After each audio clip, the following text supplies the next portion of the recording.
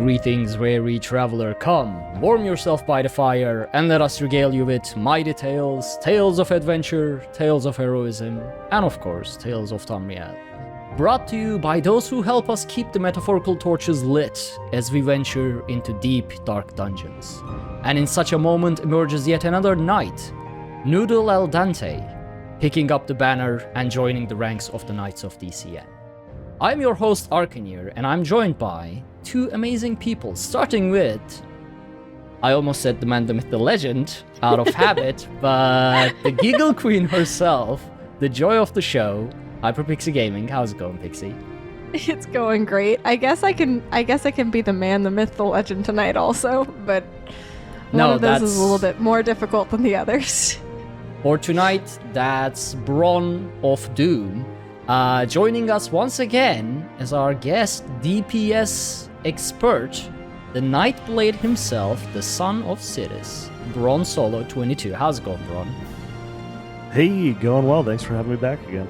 Well, thanks for hopping back on, because we do have some. We are going to be in need of some DPS expertise as well this week. We got some stuff to discuss with the PTS patch notes. I'll do what I can. I mean, there isn't much to DPSing, so you should be fine. You just push buttons, So you just like Shots fired. clicky things, look at some numbers. It's fine. You just stand there, let Light the healer attack heal weaving. you, tank get punched for you. It's okay. To be fair, light attack weaving is like 60% of DPS, so it's not completely wrong. I mean, see, that's the expertise though, isn't it? Like, what separates the max from what I've seen? Rotation is easy to get down, like get all perfected. Yeah. The light attack weaving is the pro move when it comes to DPSing. That's the biggest thing, especially being in officers in a few guilds and helping out with raid compositions and stuff. Light attack, at least from parses that I see, yeah, light attack weaving is huge. When you're only missing 1 to like 5, those are going to be the big 90, 100k parses compared to like 60, 70, which is good, but they're usually missing light attacks is a big difference typically. Right. I mean, I do, whenever I'm trying to DPS, I do try to light attack, but all I do instead is just spam left click while pushing buttons and hope that every now and then there is a light attack. Because my thinking is, if I left click every 0.25 seconds, like every quarter of a second, it should light attack in between my skills at some point, right? See, that's the exact thing that I do, is I just click while I'm like casting skills and just hope for the best. Does it actually Very work? fair. I don't know. I use global cooldown counter or global cooldown tracker, an add-on that's like right next to my cursor that shows me when it's coming, and I usually double or triple click it when it's about down, so I don't spam it the whole time, so I don't kill my wrist as I'm playing. That is a much healthier way of doing it. Yeah, so I like that one, and then there's another one that people use as combat metronome, but I like the GCD counter a little bit better. All right, yeah, that's definitely much healthier for your mouse and for your finger, I guess. So for sure, Lotus, we gave Lotus a week off so that he can restore his sanity from all the Battle Spire that he's been playing, and sort of like we forced him into. So he's out there, he went into a retreat to regain his sanity, regain his spiritual balance, so that when he returns, he may choose to, by his own free will, play more Battle Spire so he can tell us more Battle Spire tales. So he's not around this week. Right.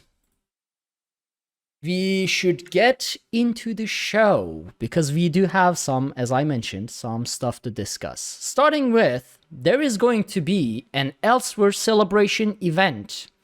Now, because we are getting a lot more DLCs, a lot more expansions, and year-long stuff, they are no longer doing DLC-specific celebration events.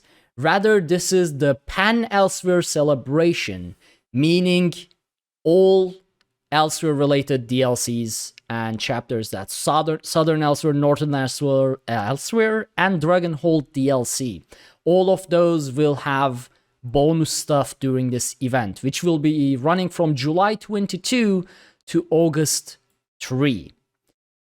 Now, during this event, all Elsweyr-related stuff that you do will get you an Elsweyr coffer, much like the other coffers, like the Niv Boon boxes or Plunder boxes, things like that. These will drop crafting materials, style items, and zone gear items, treasure maps, motif chapters, style chapters, and an all-new, I don't even know how to say this, Jazanji Seer style, which is a very vibrant new style that is coming with this celebration event. These boxes will drop from defeating dragons, defeating world and delve bosses, opening treasure chests, claiming Sigil portals, harvesting nodes, defeating bosses in Sunspire Trial, opening Drakengard Sanctum supply caches, and looting monster or objects. So basically anything you do in Elsweyr, both Southern and Northern, you will have a chance to get these coffers. You will also get double rewards from daily quests, resource nodes, loots, and all the things like that, including the Sunspire Trial and the Trials Weekly quest. So if there's anything you are looking to get from Elsweyr, this is the time to do it, both for the trial and for cosmetics. All the Shimmering Sands, please. I will take every piece of Shimmering Sands I can get. They sell. I've made so much money on Shimmering Sands lately. I have like 700k on one tune from nothing but Shimmering Sands. It's great. Yeah, a lot of people don't realize that those style materials, some of them sell for up to like 4 or 5k a piece, and you rack those up by just doing stuff in the zone and deconstructing items. They pile up. So do check your crafting bags, people, for those style things. And especially the new ones. The Ivory Brigades are still going for like 9k a pop. See, that was my thing, is I was one of those people who had no idea that it was going for a lot, and then I was just like going through my craft bag, and Braun popped over. He's like, holy shit, you're sitting on a gold mine. Why aren't you selling those? I'm like, what? How much are they worth? He had something like 110 Shimmering Sand or something, and I was like, oh my god. I had 125 Shimmering Sand, like 130 of the other one. Salon de Liqueur. Yeah, the Somerset. Which one's that? That's the Somerset one. Yeah, from Somerset. Okay. That one still goes because all the Somerset stuff is really gorgeous. Yeah. Because it's really like formal, so pretty much anyone doing like anything formal uses that stuff. That I think still goes for like 2-3k for one. Nice. I mean, even I had to use the Somerset walls because that's the only like white marble type wall in the game. So yeah. In my Linshall Grand Manor, really I had to use it. I am ashamed. Oh, you poor thing. Seriously though, the Alanor stuff is my favorite crafting style. The vampiric stuff is similar, but like more angular. It's like gothic, like more pointy. Yeah. Yeah, that blood, I forget, is it just vampiric blood? That style material that comes from Harrowstorm sells for a lot too. Oh, it does? Yeah, it's some coagulant or something that it's called, but I remember because I was trying to use the like vampire rugs for a part of my one of my houses, and I looked into the crafting material and was like, "Oh, we're gonna find a different rug." If you want that rug, I probably have a lot of that crafting material, so I can send you some. Ooh, okay. Steal it's a beautiful rug. Steal it all. You're just gonna log into my account and just steal everything. Betcha I could guess your password and get in and steal all your stuff too, so be careful. That's true. It wouldn't be. You probably could. You know what would show the opposite side for both of you? Steal their stuff, send it to my NA account. That will That will show each of you. That wouldn't help as the either neutral one of us, party, though. As the neutral party, I think it's the best course of action. I disagree, but I'm glad you have your opinion and you feel comfortable enough with us to voice it. I do have a decent amount of chromium plating that I'm still sitting on. Okay, I'm stealing that because I need gold jewelry. No, you can't. I'm saving it up. I have 6 right now, I think. 6 or 7. How much do you need 2 for 1 gold? 3. 3? Oof. Yeah, it's awful. It's like to gold out a full set of jewels, it's like 3.6 mil. Yeah. It's ridiculous. It's so fucking expensive. Yeah, 9 pieces. Actually, no. Wait, how much are they going for in NA? It's like I think last time I checked, it was like almost 200k. Oh, okay. They went up in a price. lot recently. Yeah, they went up in price. Well, that's why I'm using purple jewelry. Everything is gold. Same. Jewelry is purple. No one needs that extra bit of thingy. It's okay. The lowest price one is listed for right now is like 180k. Pretty much everything's like 235. Same, almost pretty much the same as EU then, yeah. Yeah, expensive. So, there is also obviously the event ticket stuff with this Pan-Elsweyr event. You can earn 2 tickets per day this event, not 3. One from the daily in Northern Elsweyr and one from the daily in Southern Elsweyr. And with these event tickets, you are going to be able to buy the first fragment of the mount that we can morph that unstable rock into. And it is called Daegonic Quasi-Griff, which is a griffin, but it doesn't have wings, as I've just been pointed out during the pre-show. I thought this thing had wings, and I was about to go into a discussion as to how this was going to work, but turns out it's just gonna run along because someone ripped its wings off, apparently. So yeah, but it is a very badass looking griffin.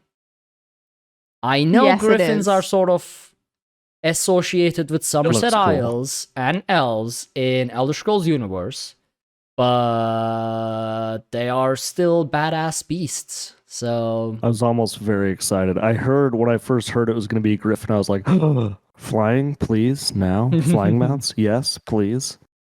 And then no. I knew it wasn't Sad. going to be flying, but because I didn't see, like, I thought from the picture, I thought the tail was the wing because my eyes are not the best. And I was considering whether if it was going to glide, sort of. Like, instead of run, it would glide, like That would the be cool. griffins like the pets, you fight. like the flying Yeah. pets when you run real fast, they just Yeah. like glide behind you. Yeah. Sort of like do a Or like- low altitude flight type thing. In Star Wars: The Old Republic, there's a bunch of like hovercraft that you can buy that just hover, Mm-hmm. something like that. That they could make that work almost the same way as running. That really depends on how their physics engine is built, but like it's Yeah, it's true. with some workarounds they could make gliding work without breaking the game, I would assume. So that's what I thought, but Pixie pointed out that it does actually lack wings, so this is just gonna run. Still, again, it's pretty nice mount. And to get this instead of yet another Indrik makes me really happy. I agree. I got burnt out real quick on the Indrix. I only have the default base Indrik, that's it. Never That's farmed it? You didn't get Yeah. any of them? Nope. I mean, I Indriks already are so don't pretty, like though. Indriks, but the fact that it just kept on coming with different colors I was like, ugh, no.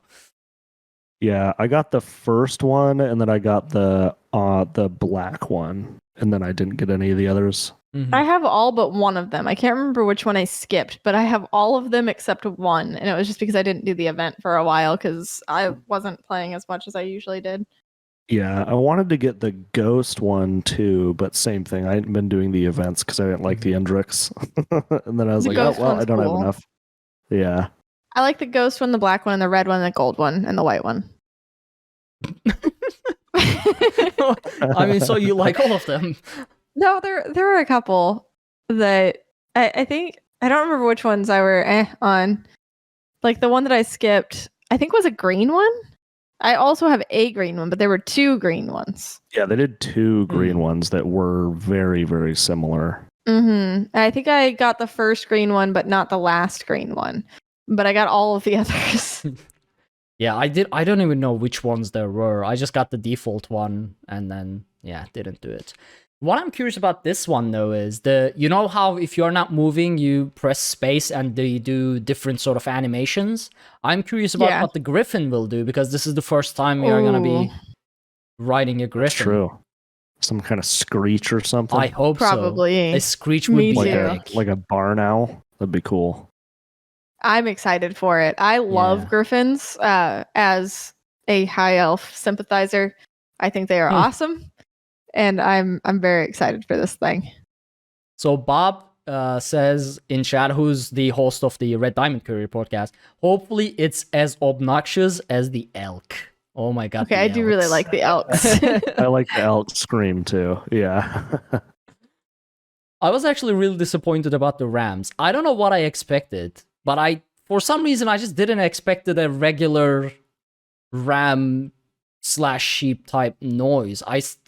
For some reason, I expected something, I don't know, sort of epic or badass or something, because they are really majestic beasts. What sound do they make?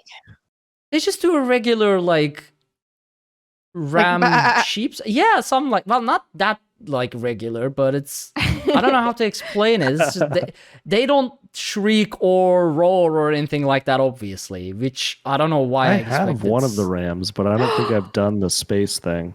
You have a ram? Yeah, just do it sometime and just. I think I got the first one. I want one. Yeah. I would have hoped for something like, if they stomp their foot on the ground, sort of like getting ready to charge type of thing. Oh, that would have been cool. Yeah, but they do like a little buck with their back feet or something. But hooves, legs. That's the word I was looking for. Toss their head to threaten you with their curly cute horns. Yeah. Yeah, they do like a little jab. Their horns. That's what I was hoping for, because I mean, see, that's what we got in I don't know if you guys watched it, but the Hobbit movies, which as a movies they were meh, but the whole dwarves charging on rams thing, that's what I was hoping to get out of the ram mount. Not the actual mechanic, but the aesthetic. I watched the first Hobbit movie and really did not like it, so I didn't see the other ones. It was nah. So when the Hobbit movie first came out on DVD, I rented it from Redbox, forgot that I rented it, and then kept it for a month and therefore purchased it, and still have not watched it, even though it's been several years since then. I found it the other day, and then Braun told me that it sucks and not to waste my time with it. So I just put it back in the hole it came from. Have you at least finally watched the Lord of the Rings trilogy?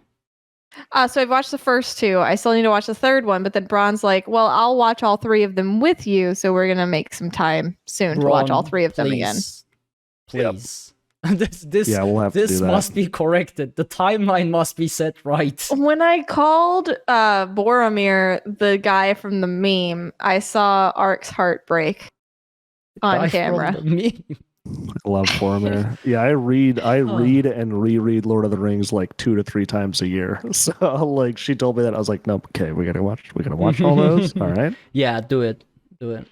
So many references we could be making, but it's just could just be talking about Tom Bombadil the whole time. Listen, all the lore. There is something wrong with me. I can only watch the first 2 movies of every trilogy I start, because I've still only seen the first 2 Star Wars movies. You have the Gabe Newell syndrome. The what? The Gabe Newell syndrome. There is no thirds. Exactly. No thirds. I know. We're still going to watch Return of the Jedi at some point, too. Yeah, before I forget what happened in the first 2 movies, I have to watch the third one. And then we'll go back and so we'll watch the third Star Wars movie before I forget what happened in the first 2. And then we will do all 3 of the Lord of the Rings movies. Yeah, and then we got to start working on the Star Wars prequels, and then the Clone Wars, and then Rebels, and then the Mandalorian. There's a lot of stuff. Oh, the Mandalorian was nice. Very good. I'm not a Star Wars fan. It never grew on me, but Mandalorian was nice. The Mandalorian's really cool. I love they went with almost like an old samurai western movie type feel to it. It's awesome. It's very, very well made. My son has watched parts of The Mandalorian. He's watched the first 3 episodes and is obsessed with Baby Yoda. I have seen none of this. Hopefully it's child appropriate because I just let him watch it and was in the other room. But he didn't seem to have nightmares or anything from it. He seemed to enjoy it. There isn't really any... Well, they do sometimes fight sort of gigantic earth-digging alien type things. But there isn't really blood and gore type. Yeah, as long as there's no blood and gore, as long as there's no blood, gore, and nudity, I'm usually fine with him watching it. Yeah, because they fire laser beams and people just plops to floor without. It's not like gunshots where they bleed out or anything. They just scream and die. Yeah. Star Wars, in general, is fairly family friendly for the most part. The Mandalorian's probably as close to the line as it gets, but yeah. It's not gory or anything. Well, that's good to know. Maybe we'll watch it with the little guy, the other Star Wars movies, because that'll make it easier to find time. There are some scarier episodes though, but that's the nice thing with The Mandalorian is it's so episodic that we could probably skip an episode or two, like the episode with the spiders and shit. If you've seen that one, Ark, might be freaky. Oh yeah, the spider one. Yeah, kid. That would freak a lot of people out. If there's spiders, I'll probably be scared of it. I'm not even worried about my son being scared of it. I'm more worried about me being terrified. Yeah, the spider one was that one was creepy. Yeah. Yeah. All right, back to the Elder Scrolls universe. How did we get on that tangent? You not seeing the movies? Rams, Hobbit, Lord of the Rings, and then you Rams not watching movies. Yeah. So they published the PTS patch notes for Update 31, which is going to be a dungeon DLC called Waking Flame. It's going to progress the Gates of Oblivion storyline, introduce a couple new dungeons, and some combat changes. As well as some interesting things, actually. Sort of a new...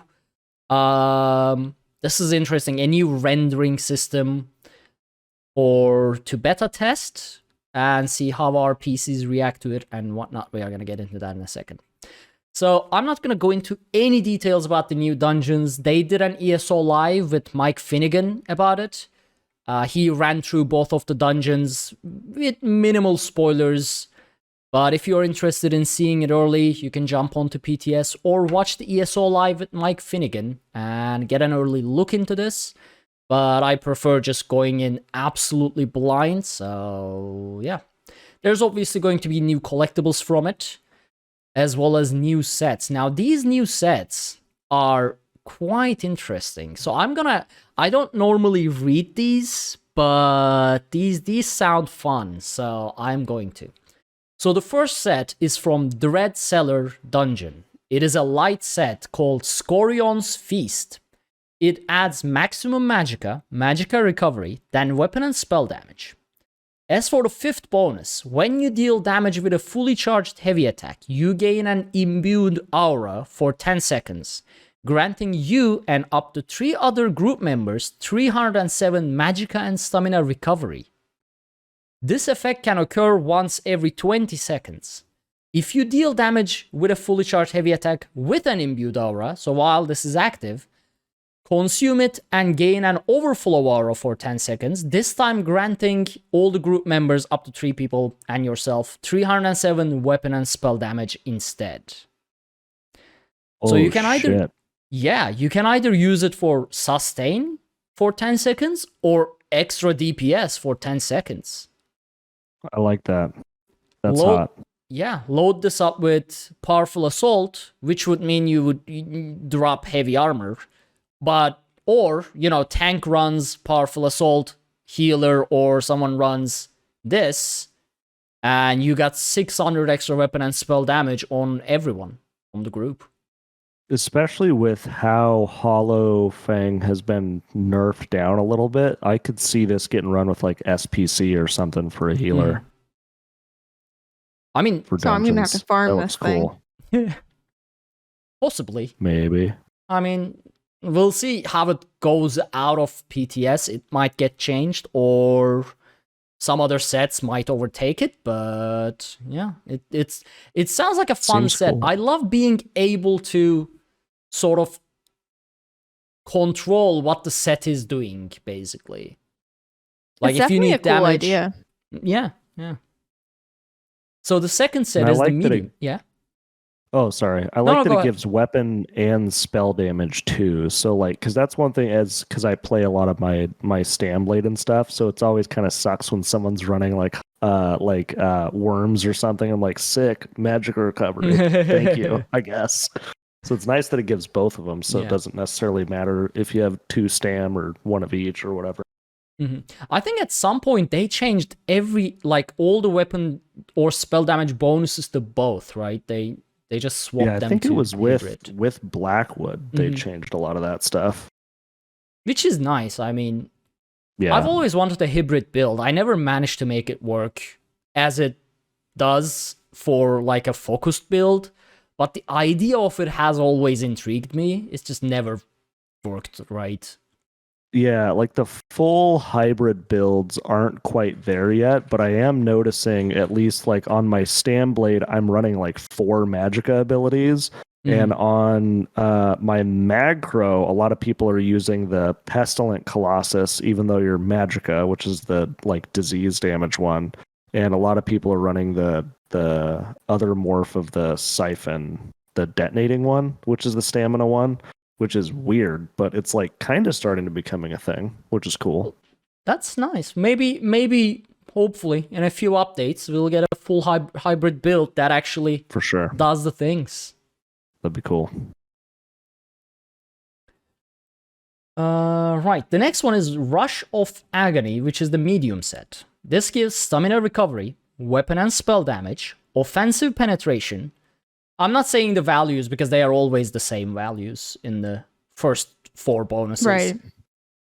And then the 5th bonus is, now this, I'm interested as the tank. When you deal direct damage with a blink, charge, leap, teleport, or pull ability, pull enemies within 10 meters to you. After 2 seconds, deal physical damage to all enemies within 7 meters. It doesn't give a number as to how much physical damage. This effect can occur once every 8 seconds and scales off of your higher of your weapon or spell damage. The pull will not apply crowd control immunity to a target. What? That's crazy. So So you it's like pull anytime you them- chain something? Hmm? So it's like when you chain something, this will proc? So when you chain Which would be something, a pull when ability, you right? like use the greatsword charge or the night blades, like blinks at people, Yeah, or the dragon ambush. leap, basically any gap closer or pull, or it says teleport. I guess wardens. Yeah. Warden Portals healers might have count as well. the zip to you thing too. Mhm. It will trigger this and pull everyone within 10 meters to you. And it will That's deal sick. damage to them. And you can apply crowd control to them later. So you will pull them and then also be able to stun or immobilize them. Because normally when you chain something, they become crowd immune for like 2 seconds. So you can't Right. immobilize can't or do talons. stuff them Yeah. after that. My tank is a warden. So if I took the healer skill to like pull myself to something, That should and it'll work. pull all enemies to me, which is going to make it way easier to stack like trash on myself. Yep. And then I can immediately drop my ice shard thing and it'll immobilize them. They're all just stuck there with me. I love this, and I'm going to run this Yes. on my tank because this sounds amazing. This I mean- looks like it's going to be awesome for trash pulls. Not warden having to tanks like especially. turn my camera constantly 360 degrees, pull, like, Yeah. and then you get crowded. So to aim, you have to like jump, and then aim just Is right that to how get you do something. it? Yeah. I've been jump. trying to figure out how on earth you're supposed to pull things whenever you already have all these other things on you. I didn't realize that I could just jump over it. Basically. That's why you see me when I'm tanking. That's why you see me constantly jumping, because I'm trying to hit something behind all the enemies so I can pull them in. I'm gonna try That's that next time I hilarious. tank. But I like this set. Yeah, this is definitely, especially for like speed runs. I don't see myself using this obviously during the difficult run, but during speed runs, being able to just like charge, or chain, gathering everything together. Oh, this will be beautiful. Well, I mean, it does have an really 8-second cooldown on it, but still. Yeah, but yeah, for stuff like going for True Genius and stuff, pulling everything in and then having everyone drop their like their like shock rings and brawler and all that stuff in there. Yeah, that could huge resource saver as well. For sure. Like the resource you spend on individually pulling everything in. This is, yeah, I'm liking this. So the developer comment on this is, we expect to see a lot of power from the set with its ability to pull enemies without applying crowd control. In early internal playtesting, we experimented both with and without crowd control immunity application, and with it, the pull from the set felt challenging to engage with, as your goal was to keep everyone clumped up for a prolonged period of time for the boom, but you couldn't do it because everyone would just run back. Yeah. With no CC immunity application, we hope there is both enough time to get out before you get hit with a big stun like Dawnbreaker of Smiting and the explosion from the set, and enough room to try and deny your opponent to do that. Note that this set's pull will still respect CC immunity and not pull targets who are immune to CC. So if something is CC immune, they won't be pulled by this, but this will not apply CC immunity. Right. But this could change, considering they had this sort of back and forth internally, means this could... They've got their eyeball on this set, for sure. This could definitely change. They're sitting there with the hammer just waiting. Like, don't you abuse it. Yeah. I wonder how this would work in PvP as well, because that would be really fun if you're a PvP tank. So doing that same warden like teleport skill and just pulling everyone in just for a bomber to come in and just blow everybody up. The proxy det right into the middle of the Zerg, pulls everyone in, bomber comes in. This is gonna be fun to look at. People will be people will like, okay, let's soft stack at the gate because of the bombers. You'll soft stack and then boom, everyone's in a single spot. Yep. Hello, proxy det. I suddenly would like to PvP now after this set becomes a thing. I will have to alliance change my warden. Because she is on the red team? You could just run a group of like 4 or 5 people running this set specifically. Critical rushing around the battlefield, constantly clumping people together that do not want to be clumped. Both disorient them, gather them together for the siege engines. Even if there's no bomber around, you can gather them under siege engines. Like, if you aim yourself right, you can pull a group of people into the AoE of a siege engine. God, that's like, true. Yep, come here. You know? Pull them right into the oils sitting on a door. This, I don't know. It has a potential of a lot of fun plays with this. It's pull them in, drop talons. Here come the oils. Yep. So Bob says it does have an 8-second cooldown. That's why there's got to be a group of people. So imagine 4 or 5 friends all running this thing. Just doing it over, just repeating it, you know, with a couple seconds delay in between. They get away, you get them back in. They get away, you get them back in. As long as they're not crowd immune, you could just constantly repeat this with a group of people. I don't know, I will definitely be trying this out, both in PvE and PvP. Yeah, I'm excited. Now, mentioning PvP stuff is like, this set is going to be very interesting in PvP. So then there's the heavy set, which is the Crimson Oath's Rive. Now this is also... This is gonna be a go-to set for tanks, I feel like. So this gives armor, health, armor. And then for the 5th bonus, when you use an ability that applies a major or minor buff to yourself or an ally, send out a wave of energy that reduces the armor of nearby enemies within 12 meters by 3,500 for 15 seconds. This effect can occur once every 12 seconds, so as long as there's an enemy within the range. So basically, this will work all the time. Is it time? Is Alkosh dead? Is this the death of Alkosh? I mean, Finally. Yes. I never liked Alkosh for myself in dungeons, but this is definitely... Me either. Yeah. This will replace Alkosh if it stays the same. I mean, first of all, it's heavy, so... Yeah. That's nice. You don't have to worry about like getting jewelry and weapons and stuff like that. That's the worst part about Alkosh. Yeah. That's I never got an Alkosh because I was like, I don't have a dedicated 12 people to farm Mavaflor Kaj. Yeah, I have, even though I don't tank a whole lot, I have a full set from when I was doing stuff in Mavlor Kaj, and everyone already had theirs. So I was like, sure, fuck it, I'll take a sword and a shield. Yeah. And major or minor buff. So basically, if you sneeze as a tank, this set will proc.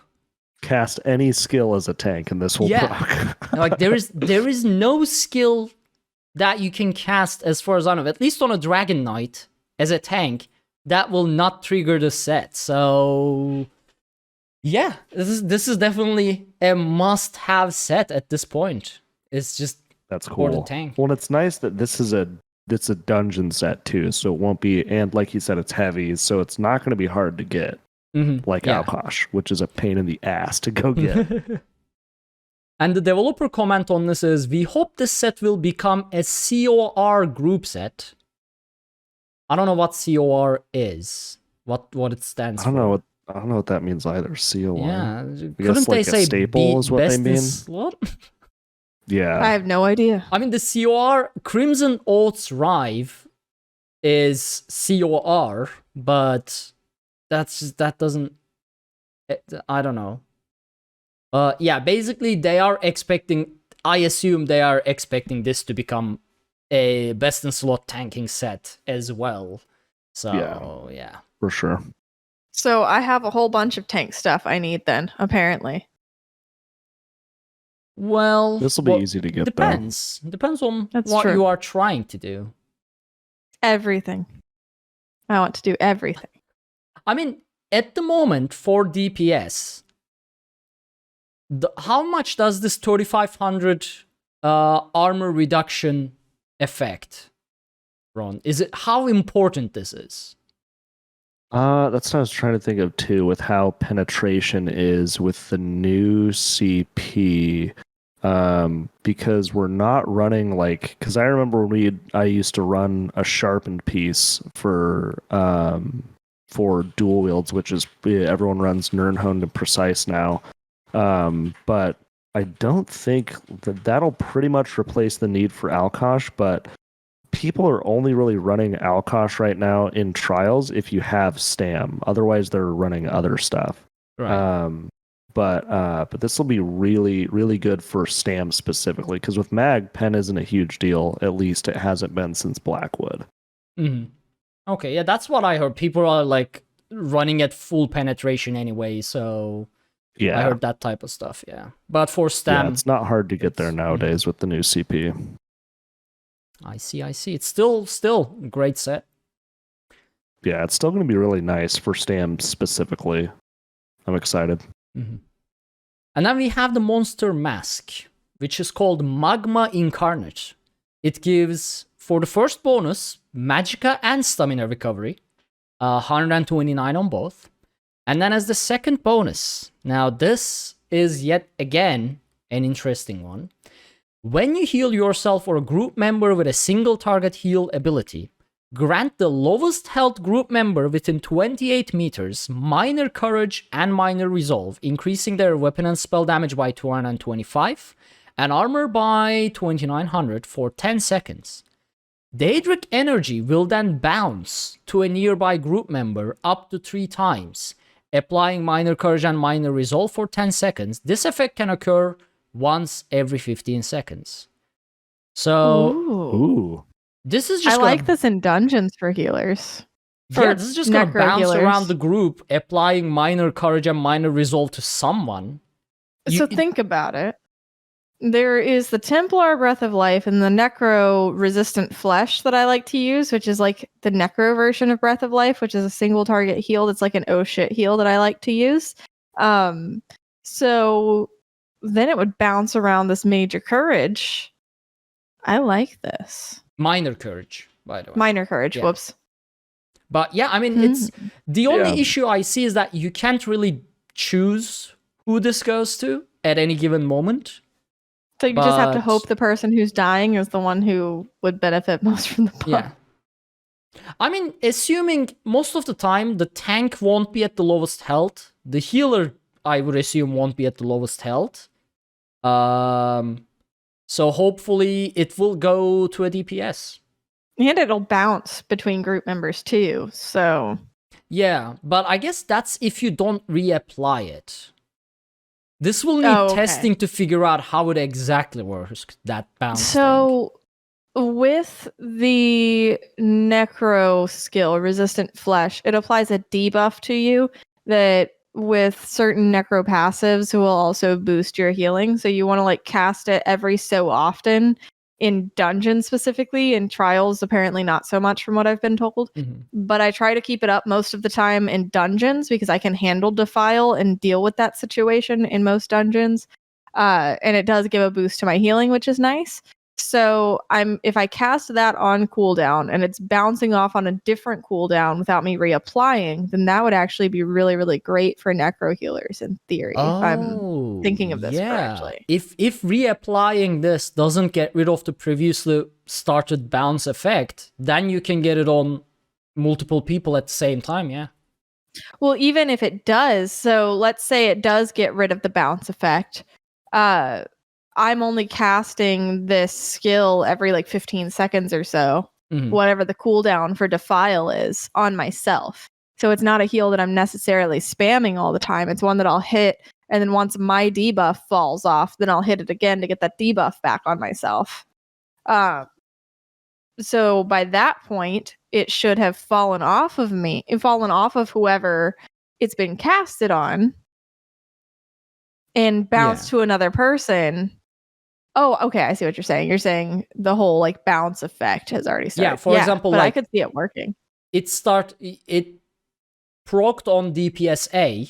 He has his extra damage. And then it bounced to DPS-B. Now DPS-B has extra damage. And you healed again. And you casted this on like DPS-A was the lowest health again. So now they are both having the minor courage and minor resolve. That's scenario A. Or you applying this on DPS-A again gets rid of the buff from DPS-B. Sort of like there can only be one instance of this active type thing. Right. So it depends. If it only applies to one person at any given time, then like applying minor courage and minor resolve to only one person, nah.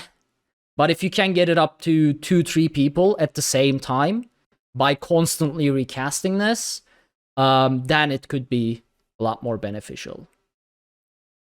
But I feel like there's gonna be a lot better monster sets than this to use at any given time.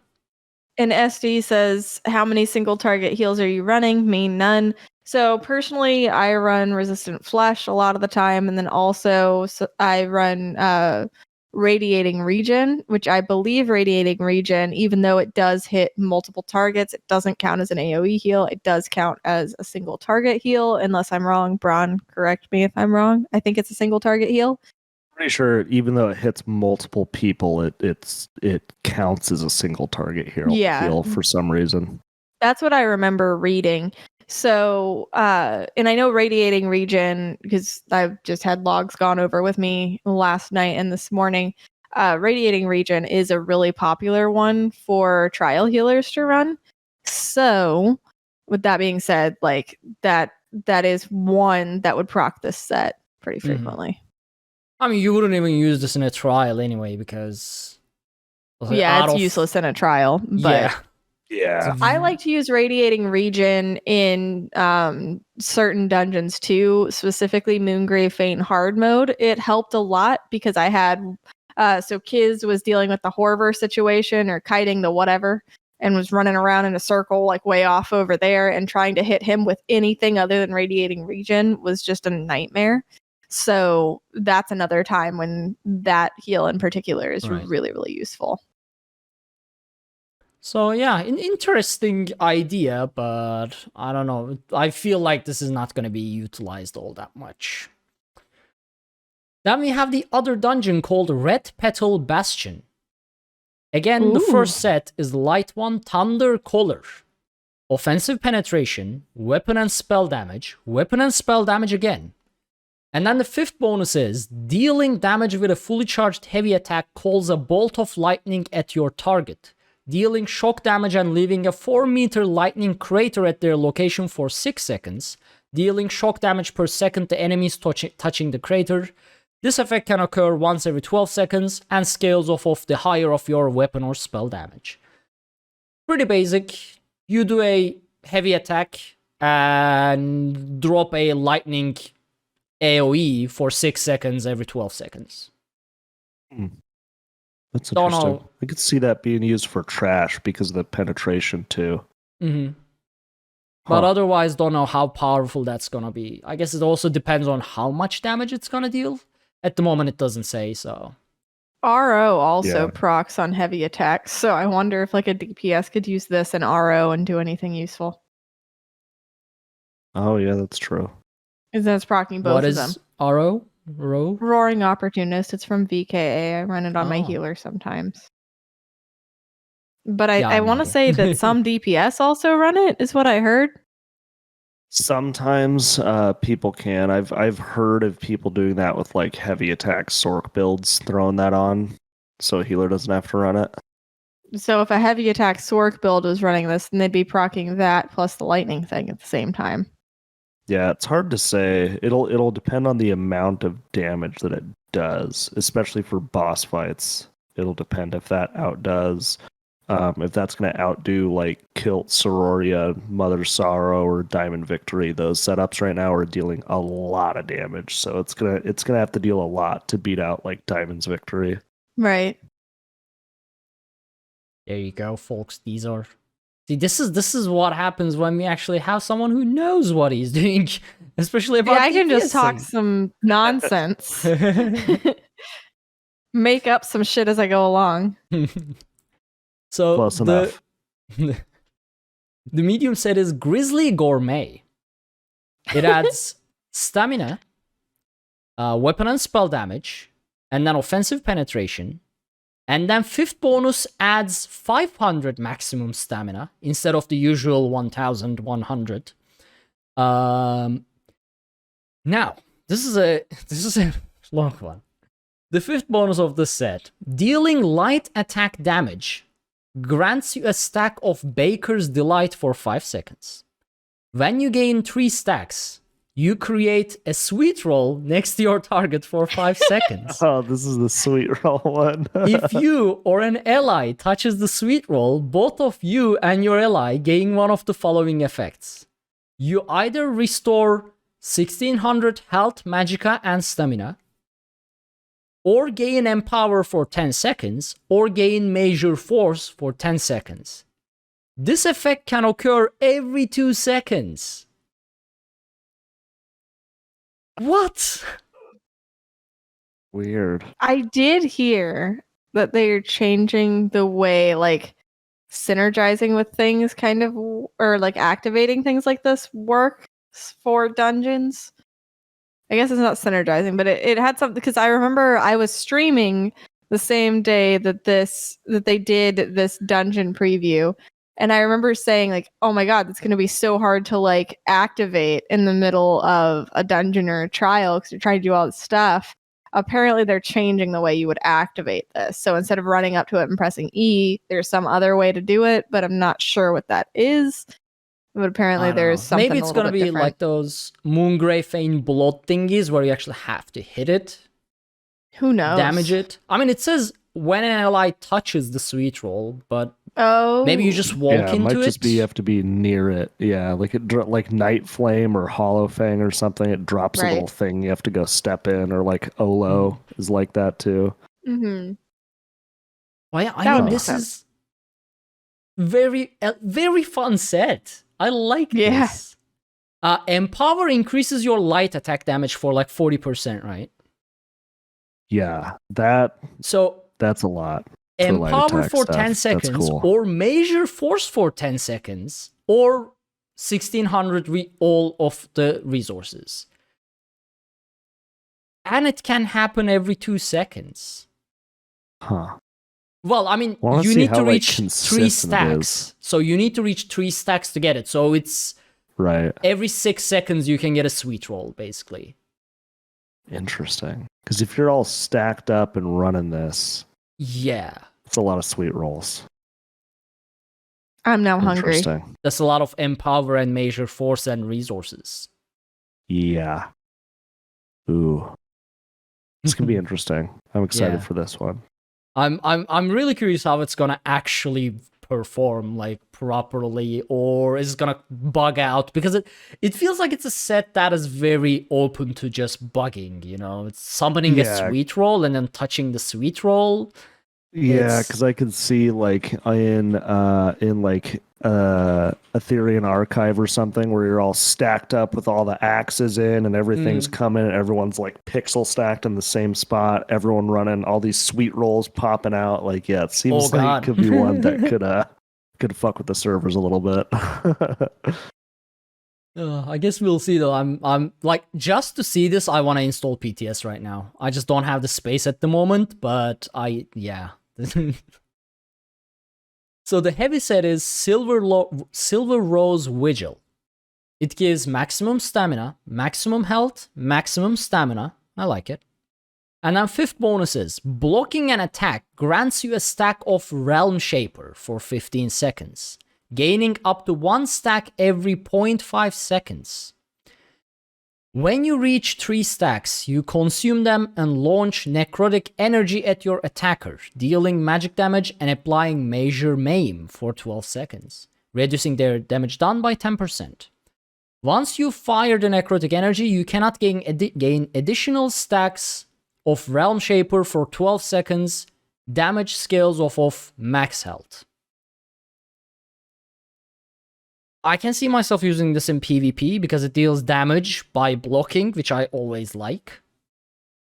But in PvE, nah.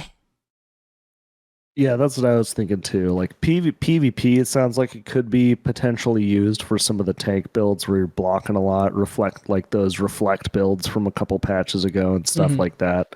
But yeah, PvE, like minor maim, 10% damage mitigation doesn't mean a whole lot. Yeah.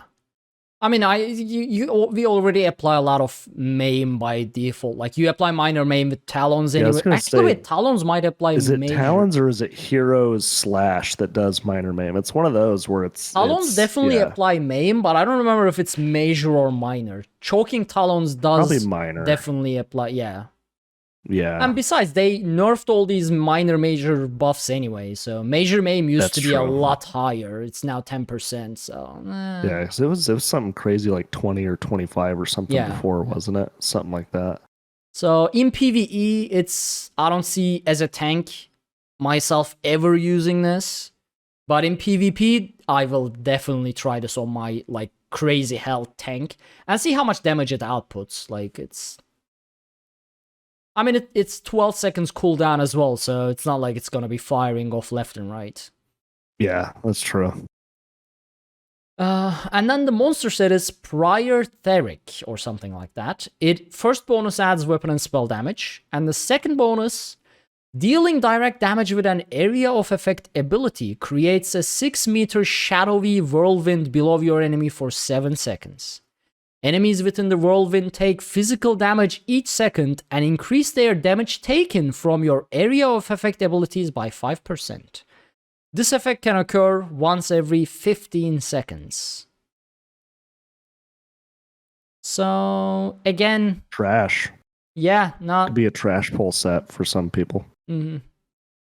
Not, like, crazy good, but people might use it. I guess it depends how much physical damage it deals every second. If it's good enough, it could, as you said, be used for, against trash, but other than that...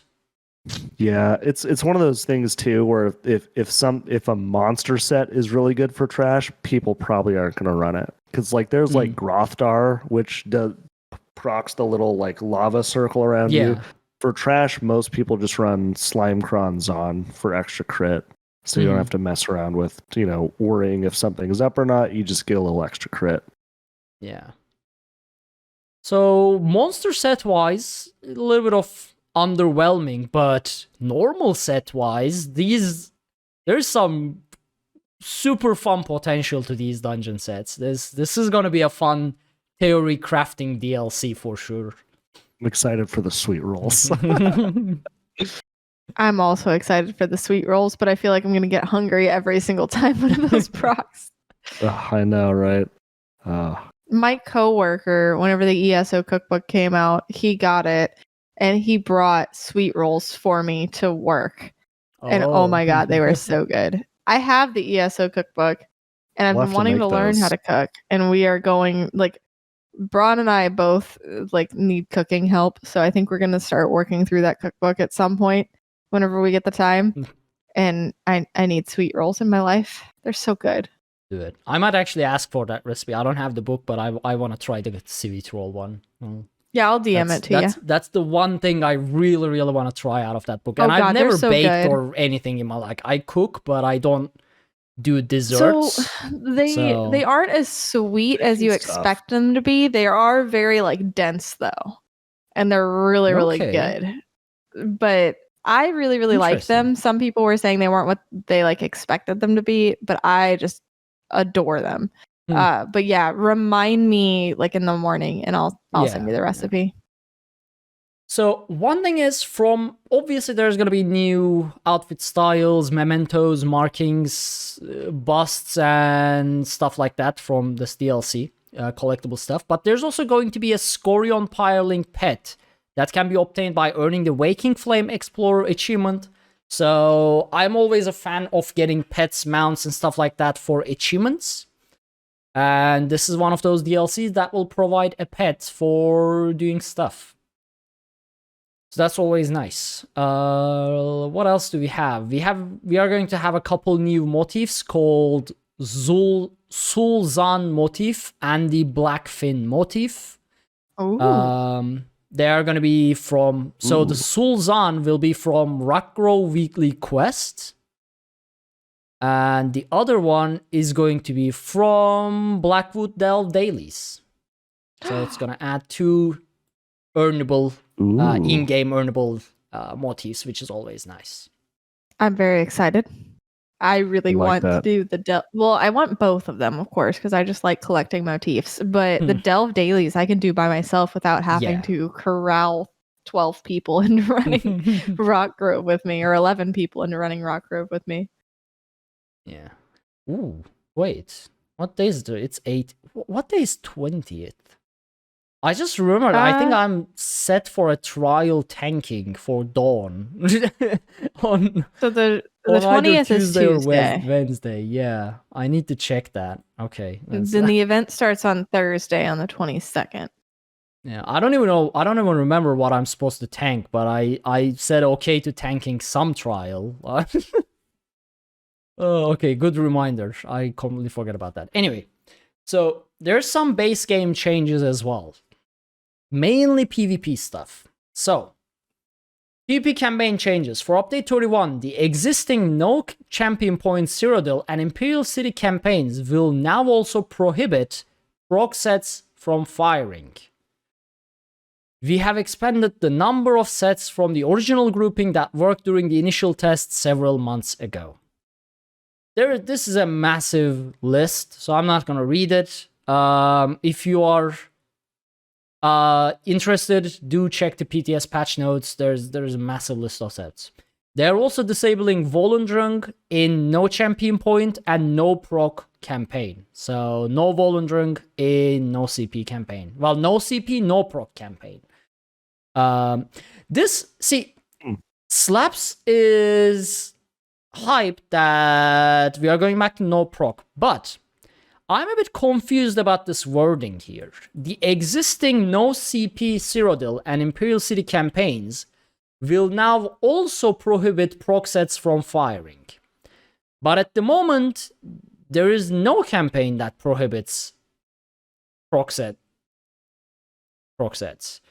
So I wonder if they are going to leave the usual campaigns as is with proc sets enabled and just do the test now on a no CP and Imperial City campaigns. Like it's... Yeah, I think the idea is that those proc sets overperform from what they would think they would do without the additional damage mitigation that CP provides. So they're okay with procs when you have the extra mitigation in CP, and then in no CP they're taking it away. So it's a little not as proc based for who's killing who. Okay. Which is nice. That makes sense. I can see that. Hopefully it's not just no proc everywhere. Yeah, I like proc, honestly. Like, as much as I hate the bombers, I like proc because I didn't test no proc, but mainly because I love running pure tank builds, and I realized if I were to make a pure tank build without any proc sets out there, it was just gonna get very boring. Yeah. This means I can only go Kalurians gank people in CP now. I guess, yeah. It'll be a little harder to gank people on my mag blade. They're also adding some new sets to Rewards of the Worthy, which is making me really happy. I've been getting like the duplicates of the same 4 sets. So the light armor set that is getting added to Rewards of the Worthy is called Dark Convergence. It gives maximum magicka, offensive penetration, weapon and spell damage. And as for the 5th bonus, casting abilities that leave an effect on the ground will create an area that applies a 30% snare and pulls enemies every 2 seconds after a 0.5 second delay and stun them for 1 second. After 4 seconds, the area deals magic damage to all enemies in the area and additional magic damage to enemies within 3 meters of the center, increasing the damage by 10% for each target. This effect can occur once every 20 seconds and scales off of the higher of your weapon and spell damage. So you are going to drop an AoE on the ground. That leaves an effect. That AoE will start pulling people in, deal damage to them, and snare them. I like this. I like this too. This sounds super cool. annoying. And combine this with that other set that pulls people in. Oh god. No. So Yes. imagine you charge in with a leap or whatever ability. You pull all the people into the center, right? On you. And then you drop an AoE that activates this effect, and all those people start running away from you, right? But after a delay, they just get pulled back in because of this set. That's So it's like- hysterical. It's a freaking endless loop. They're gonna be like, let me go. Meanwhile, all the proxy deaths and the sap essences going off at the same time. Yeah. It's just, I mean, sieging castles after this DLC in PvP is gonna be hard. They are going Yeah. heavy on destroying Zergs. And even the developer comment on I this like says, that. this set was designed with one goal in mind: kill large groups. Pesky Zerg sitting on your keep or resource flag, send them to the void by pairing the set with some hard CC and immobilizes. This patch, they are going heavy on the Zergs. They're cracking love down that. on it. I love It's how so much- Slaps describes this too. I'm not trapped with you. You're trapped with me. Yeah, pretty much. It's not keeping me from getting out, it's keeping you from getting out. So the medium set that is getting added to Rewards of the Worthy is Plague Break. Adds offensive penetration, weapon and spell damage, and then weapon and spell damage again. And then the fifth bonus is dealing direct damage to an enemy turns them into a plague carrier for 10 seconds. Dealing disease damage over the duration. If the plague is removed early, it explodes, infecting enemies within 8 meters of the carrier, dealing disease damage. The explosion deals an additional 10% per enemy hit. This effect can occur once every 10 seconds and my scales off God. of the higher of your weapon or spell damage. All the anti-Zerg sets. Holy shit. Drop It's- this on someone, they get healed and they explode. Yeah, because like That's amazing. anyone running Purge or whatever, Yeah. people are just gonna start exploding left and right. Because no one pays attention to what someone in the No, group no one's may gonna have see in that. They're just Cyrodiil. gonna explode. Yeah. So wait, hold on. They explode when they get healed? No, When if they get purged. when the disease gets purged, yeah. So Oh the dot god. gets put on them. If someone purges it off, they explode. So rip anyone who runs PvP with my necro healer because one of my AoE heals also purges and I'm gonna accidentally oh my god, it is what's that dungeon called? Lair of Marsalok hard mode Oh, all yeah, over again where I randomly explode people because I don't realize what I'm doing and I'm just purging things on accident. And Oh the god, explosion I'm deals sorry to anyone who additional gets damage. blown Like, up by this. the first set also deals extra 10% damage for each target. This also deals extra 10% damage for each target. It's like That's so funny. I absolute Zerg melting sets. Now, this also has a developer I'm very comment. excited to run around on my bomb Yeah. blade next patch. Similar to Dark Convergence, we targeted large groups again with this set, focusing on their ability to have numerous purges running, making locking them down and bleeding them out incredibly difficult to do.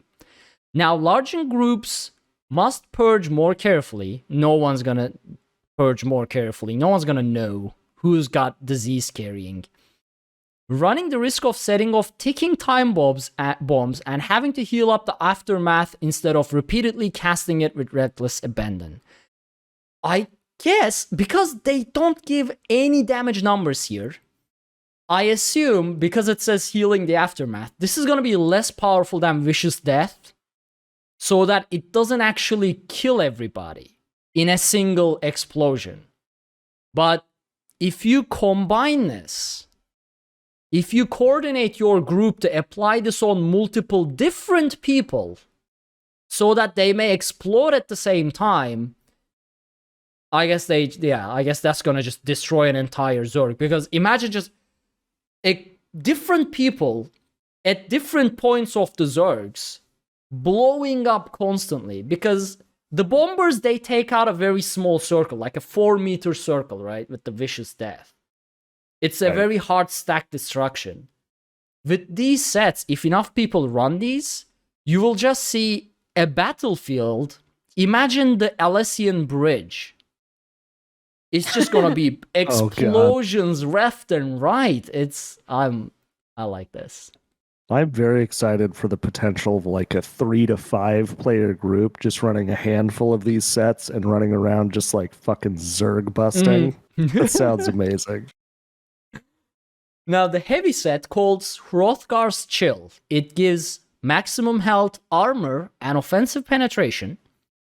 Stunning or immobilizing your enemy causes them to burst with frost magic, applying the chill status effect and dealing 26% of their total physical and spell resistance as frost damage to themselves and enemies within 8 meters of them. This effect can occur every 7 seconds. Now, I am almost always capped out on PvP and PvE, and in PvP I am sometimes over the cap by several thousand. Let's just say, on average, I have a total of 70k physical and spell resistance. That's 17.5k frost damage, plus chilled effect, to everyone within 8 meters of me. My allies, when someone does the set, like uses the set on me. As a tank, Whoa. if an enemy is running this, I have the potential of killing my allies. Uh-oh. That's crazy. It's nasty. That's going to make tanks in PvP way less annoying. Or, much more annoying, just to our own allies. Yeah, that's true. Yeah. People will start screaming at you in zone chat and Cyrodiil the second they see that you're a tank. What I do as the tank in Cyrodiil is I stand at the gate, I take on all the damage, I do as much healing as I can to my allies, I res people. I basically take the oil abuse at the gate while just sitting there with the ram with other people who can somewhat survive around me. And as I said, I go up to about 40k physical and spell resistance each, depending on my build that I'm running, because I get some like Bloodspawn gives me extra spell and physical resistance. The Master Sword and Shield gives me extra spell and physical resistance. So it shoots up by its own. Not because I need it, but it happens. I have the potential of dealing like 22k frost damage to my allies while I'm at the gate. So, yeah. Jesus. That's hilarious. Rough. Like, you no longer... See, Bron, you no longer need to bomb people. Just stun the Just tank. find the tank. And, yeah, just immobilize the tank, and the tank bombs everyone anyway. This, I don't know. Just go cursing around for whoever has, like, 50k health, and just like, Yeah. look, there he is. I got him. Just go get him. Man, this is gonna be fun. Ouchie. So I am glad they are adding things to the Cyrodiil sets, though, and that they're making Yes. some changes to PvP, because I feel like something needed to happen there, because from my understanding, I don't PvP, but from my understanding, things have gotten a little bit stale. Yep. So it's good It that they're needs to making some change changes. Yeah, because this will be fun, specifically for breaking up Zergs, because it's like, it's really annoying when you're playing in like a 3 to 5 player group, like running around doing stuff, and a big like 60 person, like 6 different groups Zerg comes running through to do stuff. It's just boring sometimes. Like, oh, well, I guess we'll go avoid this Zerg, we'll go do something else, I guess. Yeah. Right. Yeah. This will hopefully, I was gonna say definitely, but hopefully change the dynamic of Cyrodiil and refreshen up a bit. I'm excited about all these. And that's the sets. It's gonna be cool. Yeah. So we have a new test of optimization that they are doing. It's called multi-threaded rendering, which is in beta. It's an optional performance optimization available in the video settings panel. So just like, I guess, turn it on for yourself and see how your PC reacts to this. This option enables a separate thread for the render process, which can improve performance and provide a smoother overall experience. If the limiting factor on your device is CPU processing rather than GPU processing. The setting change is only applied after a client restart. So if you have a powerful GPU but not powerful CPU, you may turn this on and see how this, whether if this is helping you or not. So I have an RTX 2080 and then an older i7. So I'm actually pretty excited about this. Yeah, this could especially really since benefit you. I'm streaming and all of that. I feel like my CPU is probably being utilized more than my GPU, especially for ESO, since ESO tends to be more CPU intensive. So I'm interested to see how this rendering will help, because I know I was able to stream Cyberpunk just fine. So if I can stream Cyberpunk just fine streaming from my GPU, then rendering things in ESO should be a cakewalk for my 2080. So I'm actually really excited about this change. Also, I just realized my Streamlabs is absolutely frozen. The stream still looks fine. Okay. Because, yeah, I can't click on chat. I don't see my monitor bars. I don't see my weird. time going Yeah, up. it's But still if the looking stream good. is fine, then it's okay. We are gonna The stream move still on. looks fine. I have it on my other monitor right now and just muted, and it looks good to me. Streamlabs being Streamlabs. Yep. But yeah, I mean, definitely this is a good option to just test, and if it doesn't work, just disable it because it's in beta and it may cause some negative effects. And we'll just see. So this changes, I guess, what you were talking about, Pixie. Interaction priority changes. They are basically changing the rule set for how we are interacting with stuff. The example they are giving is, generally speaking, interactable objects that are valuable, such as resource nodes and lootable corpses, will have priority over things that are mobile or player made, such as companions and mementos. You should also have less of a problem attempting to interact with doors, dice stations, and other permanently available interactable objects, even when they are surrounded by jubilee cakes or sorcerer pets. So, yeah, they are sort of making It's changes nice. there. We'll see Or the results warden of bears. this. Yeah, this is gonna hopefully fix the whole crafting station warden bear problem. Yeah. It's the worst. I have typed in all caps at so many wardens. Move your bear. Please, for the love of God, move your bear. Yeah. Well, we'll see. We'll see how this performs for sure. I know they've been people have been begging for this change for forever now, so I'm Yeah, happy that since they finally Wardens. found a workaround. Like, since Warden class got introduced in Morrowind chapter, people, like, bears have been taking over crafting stations. That's been a thing. Yep. A I'm fix excited for this change. 5 years in the making. Exactly. I was gonna say I think that's right around when I switched to PC. Was Morrowind. Right I think it around was, like, there. 2006. That was the first chapter. God.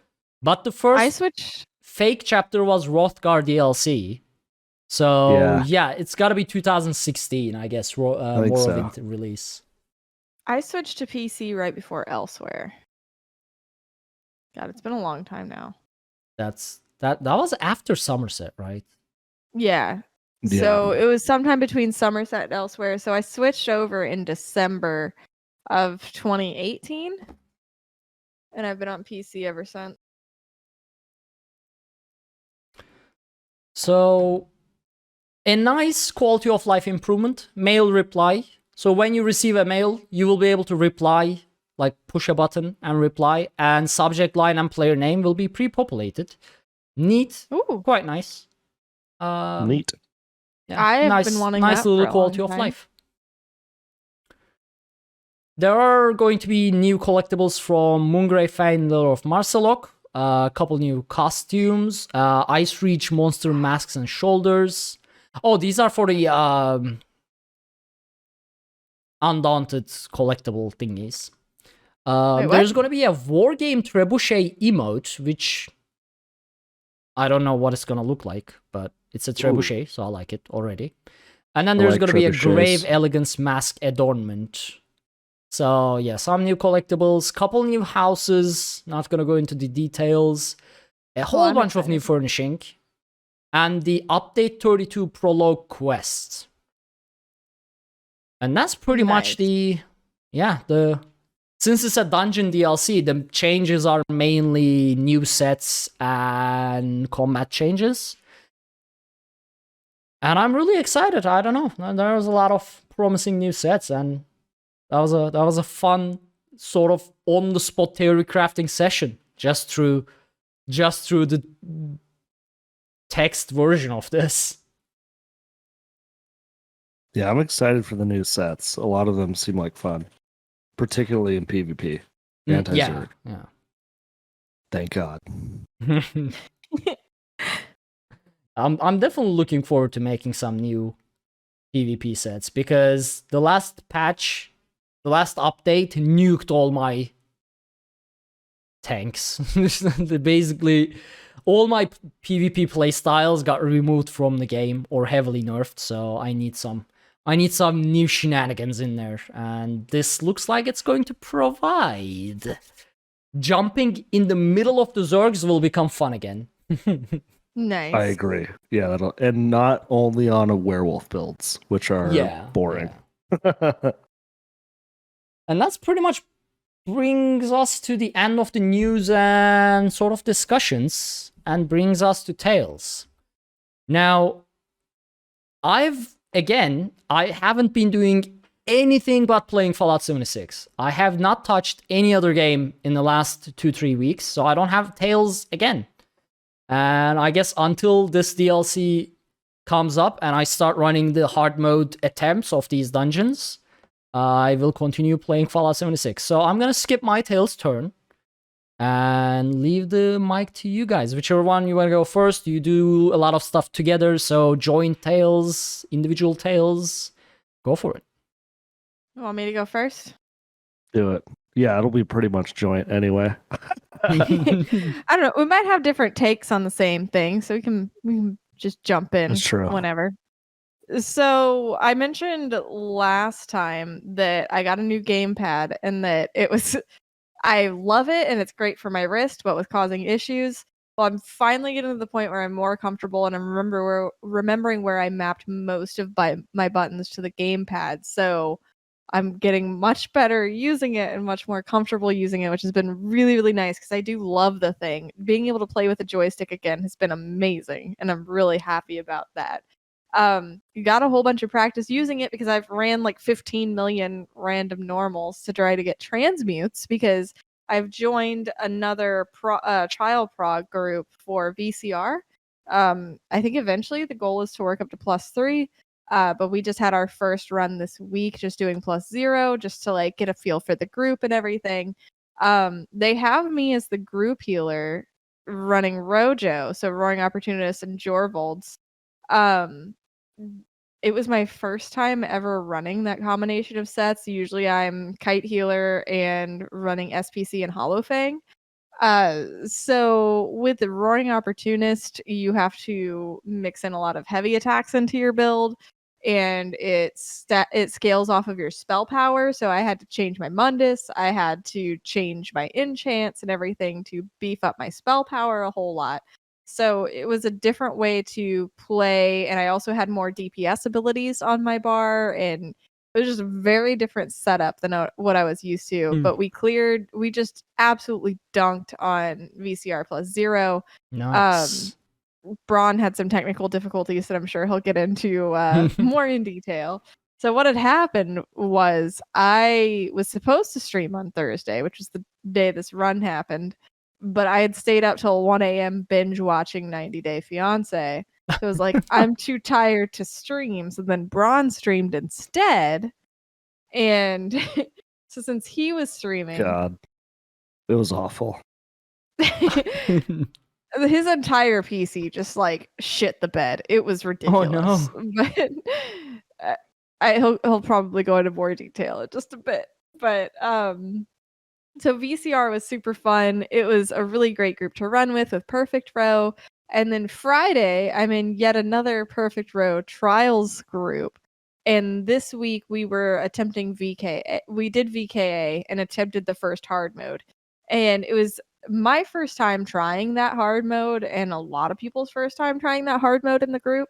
And we got it down to 17%. So we ended up not doing that hard mode because we were running against a time constraint.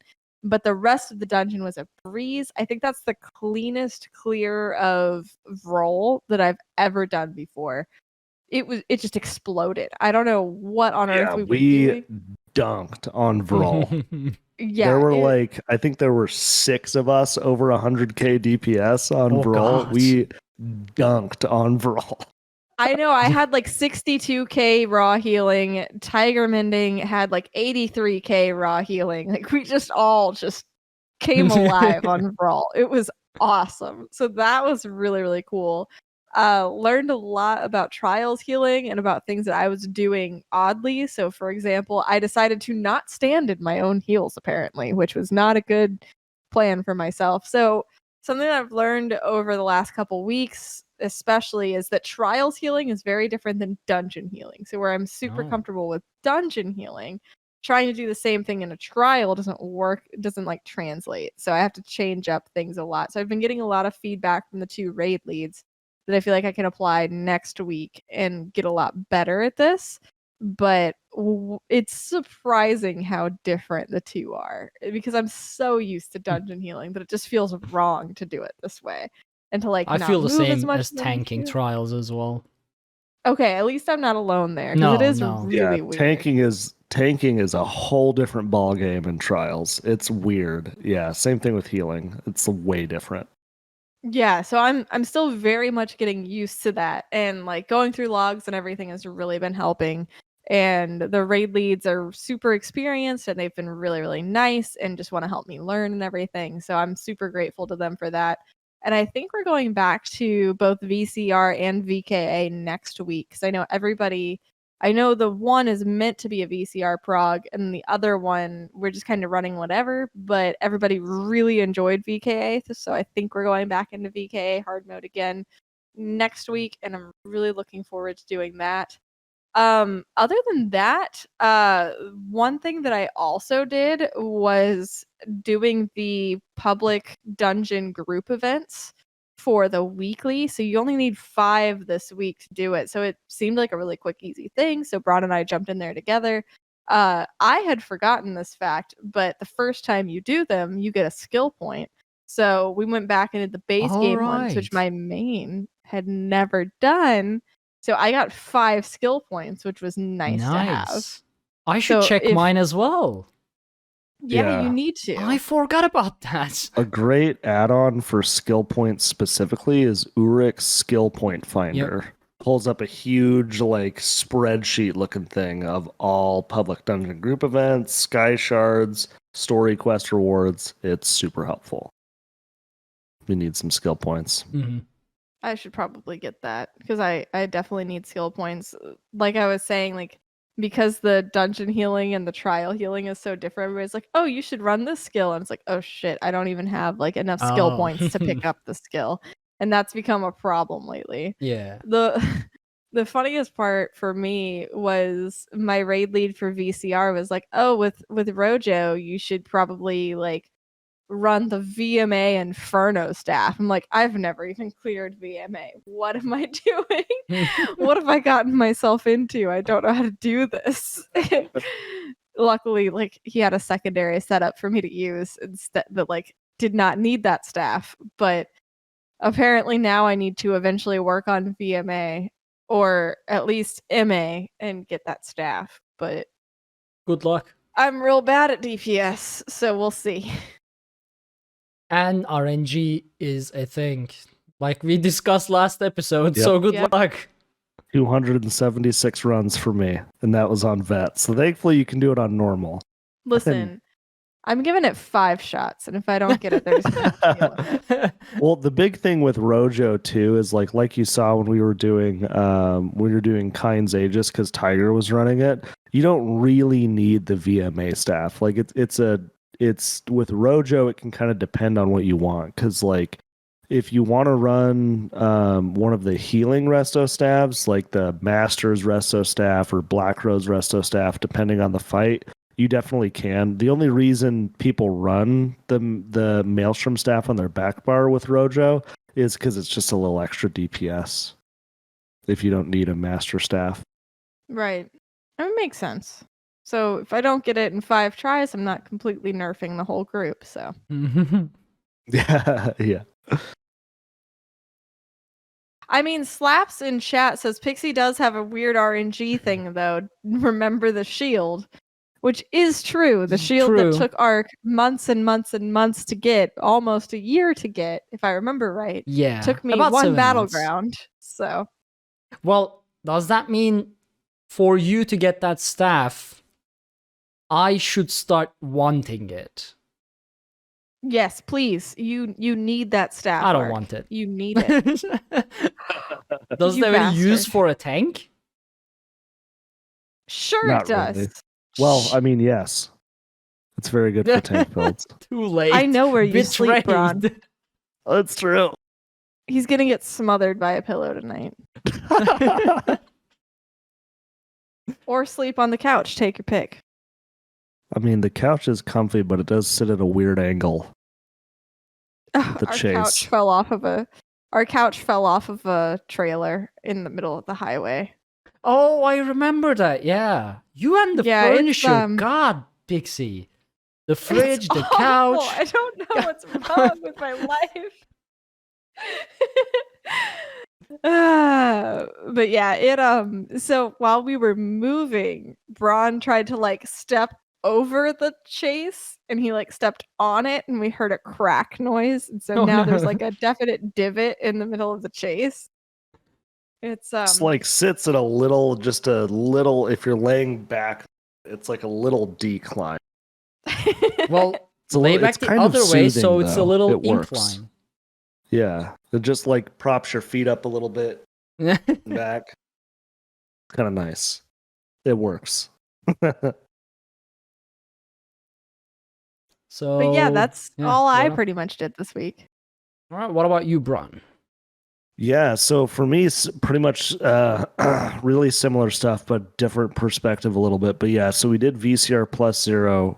Pretty seamless for the most part. I think we struggled a little bit in execute, just from some people not turning and getting creepers and silly stuff like that. But once we got to execute, I think twice, then we got through it really well. The stream difficulties were quite hilarious. I don't know what is going. I might just do a clean like Windows install once we get our internet fixed.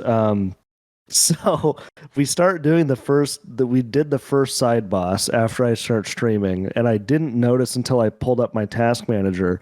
But after all the weird stuff, I pulled up my task manager, and my CPU is running at 100%. Oh gosh! Yeah. So I don't know what was, and I have an older system than Pixie, because I built my PC like 4 years ago, and I've upgraded some stuff, but I have an old like i5 processor and stuff. Mm-hmm. But so all of a sudden, like I stop, the boss like isn't on my screen, and all of the like light attacks are going into this little like circle, and I'm like, and I can't like it's like I can't light attack anything, I can't attack anything, so I just like walked up to the circle and it's like, oh, this looks nice, and I'm just like looking around. I kept like just randomly dying because I was probably standing and stuff. Okay, hold on. I have to cut in right here because I looked at him in the middle of his stream. I was like, did you just decide to take a bath in lightning? And he's like, I wasn't standing in anything. I was like, there's this huge lightning right on you that you were standing dead center in the middle of. Didn't move. I couldn't heal you out of it because you would not get out of the AoE, and you just decided to stand there. And he's like, didn't see it. It's so funny. And then so I was in our first portal for the first side boss, and so like we're all of a sudden I can't see the bosses, like stuff's going on, so I have no idea what's going on. And then the first portal comes up, and I see my portal buddy just disappear in the middle of the map. I'm like, okay, so it's gotta be somewhere around here. The portal's not spawning for me. So I just like walk over there, and by some grace of the 8 divines, the synergy was there for me. So I was like, oh, sweet. So I popped it. I go into the portal, can't see any of the crystals. So I'm just like waltzing around like, oh, this looks nice. I hope Mather can do this by himself because I can't do anything down here. And then after the first one, I reset my PC. I apparently needed a Windows update or something, and once I did that and came back, it was fine. But it was so weird. It's like not being able to do anything. Who even knows, man? I yeah. Windows and OBS, they just never get along. Yeah, well, it was weird too because we pulled up my task manager and the percentages weren't adding up to 50%. Or to 100%. So my CPU is telling me it's running at 100%, but I'm like, we're scrolling through everything and like, it's not running at 100% though. What's happening? Where is Yeah, this other like 30% or 40% coming from?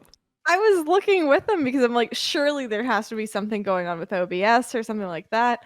And scrolling through, I'm like trying to do math in my head, and I'm like, wait a second, hold on. I know I'm not the greatest at math, but I can add numbers, and this is not working out here. And so I'd kill just like random stuff, and it wasn't. It was bad. I don't know Yeah. what Task Manager's problem It was, was and so then Task weird. Manager stopped responding, which is just great because what That's the hell do you amazing. kill Task Manager with whenever Task Manager stops responding? It was just a hot Yeah. mess. It may have been like once we were looking at it later, I thought it might be like Windows Defender or something because I was sitting there watching it for a little while, and the Windows Defender would go from like 0.01% CPU usage or whatever, and it would randomly jump to like 20% and then go back down, and then jump up to like 15% and then go back down. And I was like, I don't know what you're doing, but I remember something's seeing it happening. jump up like right at startup, which Windows Defender will run its check right whenever you start your PC up. Yeah, that's true. That So might I have been think it was just running at startup. And it was Yeah. fine after that. Windows Defender, I don't even know why it exists. It's such a pointless. I don't think it actually catches anything important either. It's just there. That's true. Yeah, I'm not sure. It's like one of those fences that only go for like 5 feet and then it stops. There's no more fence. You can just go around it. It's just a screen that you can completely see through. Yeah. What is this? I can see everyone on the other side. What is this supposed to do? But yeah, VCR Plus Zero went relatively well for the most part, which bodes well. And the group seems to took our raid lead Ace's instruction well, which is always good. That's always the tough thing with like a new group forming, that you don't know if people are going to get all like butt hurt or something when people point out things they need to improve on. But that went well. So hopefully, I think we're going to take our first shots at +1 this week, and then +2 and +3. nice. The trouble with VCR is like +3 is such a shit show mechanic wise. Like there's so many things going on at the same time. Thankfully, there are a handful of us that have cleared +3 already in there. So I think there's 3 or 4 of us that have already done it. So there's a handful of people who've done it before, a handful of people who've not. So hopefully we'll be able to get people through it. But +3 is crazy. Yeah. There's so many mechanics.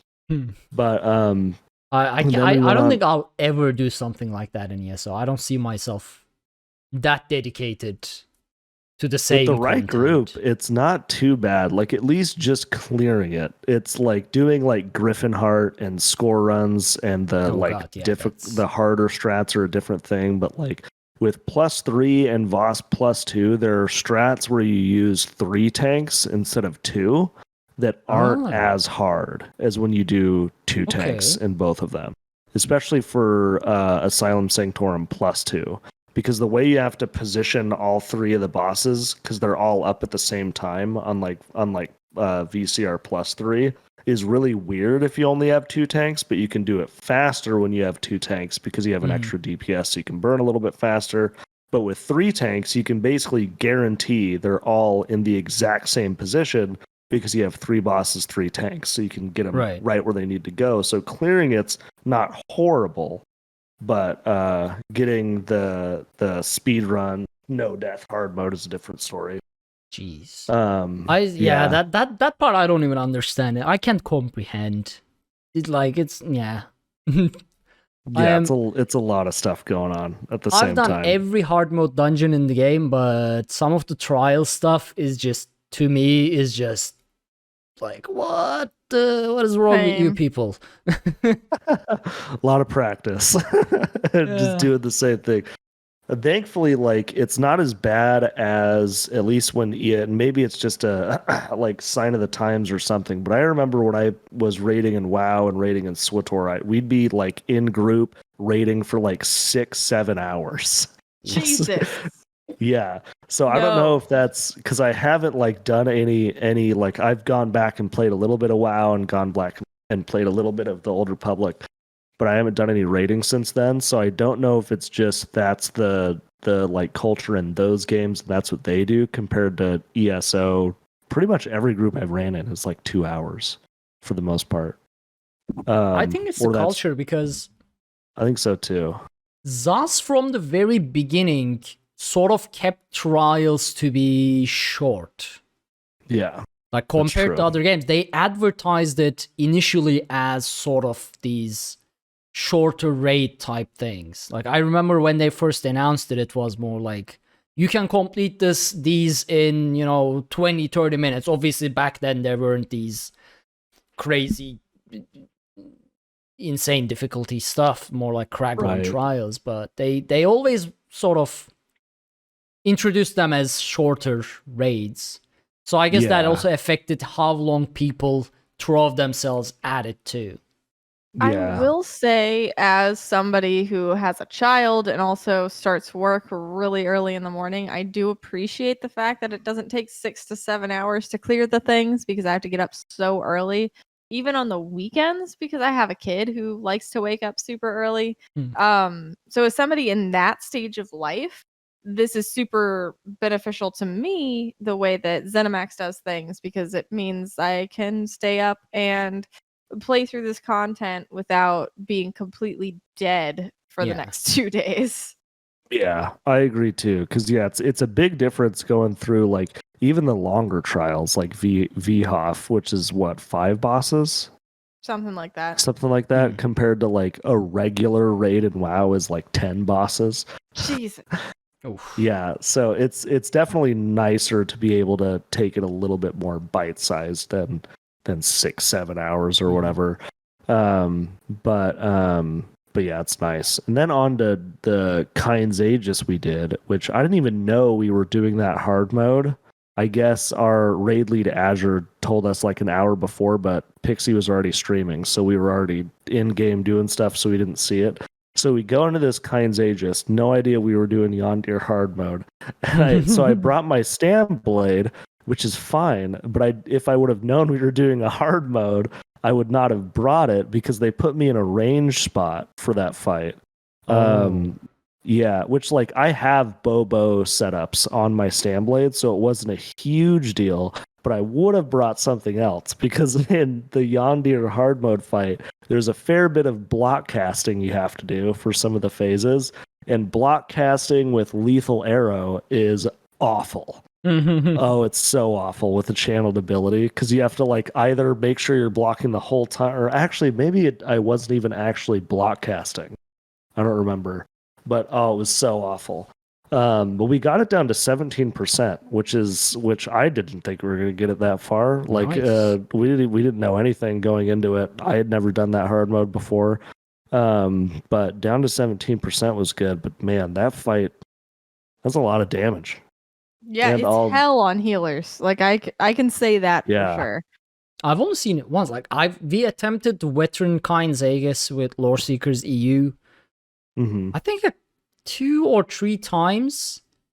We activated, I believe, hard mode once just to be like, oh, okay, so this is what it is. Let's not do it. And yeah, but we never actually cleared it. And it was at the very beginning, it was a little bit buggy as well.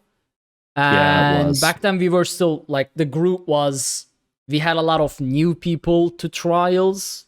I was new to trials, like I did Craglorn stuff, but so we got through with the Lore Seekers, we got through all Craglorn hard modes, but I don't think we cleared any of the veteran DLC trials. I don't think so. You didn't do Sunspire? No, I haven't been to Sunspire even on normal yet. I don't know anything about that place other than the Sunspire's not too bad. Yeah, so Sunspire was actually the first vet trial I ever did, even before the Craglorn trial. So if you ever wanted to, we can get a group on NA if you just want to like get together with some people. I play like a slideshow on NA. I mean, the lag is too bad.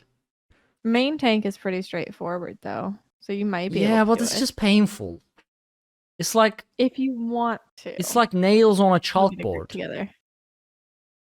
It's I imagine it's difficult, but if you want to just get in and see it, then we can get you. I mean, in a group I on could there. like ask people on EU as well, but it's just that Sunspire, you can like get carried. Like Sunspire is one of those trials where you can get kind of carried by good DPS because of how the boss mechanics works. So as long as you have a good amount of group DPS, it won't be too bad. right. My problem with Sunspire trials is my is because favorite my trial so schedule far. is never proper. Like my schedule always changes because of my sleep schedule always changes. I can't commit to a trials group because there's like 11 other people that Right.